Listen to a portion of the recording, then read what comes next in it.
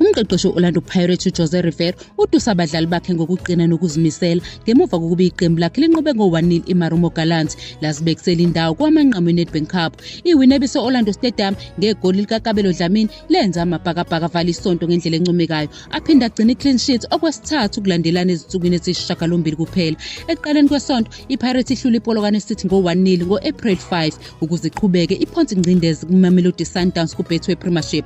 Ngemuva kwalokho idlale ngokulingana ne-MC Alger ekhaya ngolwesithathu okuholele ekutheni idlulele kowandulela owamanqamu eCape Champions League. uRivera uvume izidingo zomzimba nezengqondo ezibekwe eqenjini lakhe ngesonto eledlule eqamisa ikhono labo lokulawula ukukhathala nokuzimisela okukhulu akuchaze ngokuthi kufana nokudlala imidlalo yamanqamu emithathu. Uncome iqembu lakhe ngokulawula umdlalo nokusebenza kahle uma kuqhathaniswa neGallants ekholwa ukuthi bebefanele ukuthola amaphuzu angaphezulu kwelilodwa futhi bathole indawo yabo kwamanqamu. Isinqumo esimqoka kulomdlalo kube ukukhetha kwaRivera ukuthi afake uDlamini obesanda kusinda emkhuhlaneni waphuthelwa imidlalo emibili edlule nangaphezulu kokugula kwakhe kwakamuva. Lo mdlalo oneminyaka engu-28 udlala umdlalo onzima futhi wafaka igoli elibalulekile. uRivera uzwakalisa ukuzethemba ekujuleni naseqophelweni leqembu lakhe ephawula ukulungela nesifiso sokuvelela eqenjini. Ujabule ngegalelo likaDlamini kanye nemizuzu engu-60 ayibambe enkundleni nokuqinisa inkolelo yomqeqeshi ekutheni iqembu liya phambili.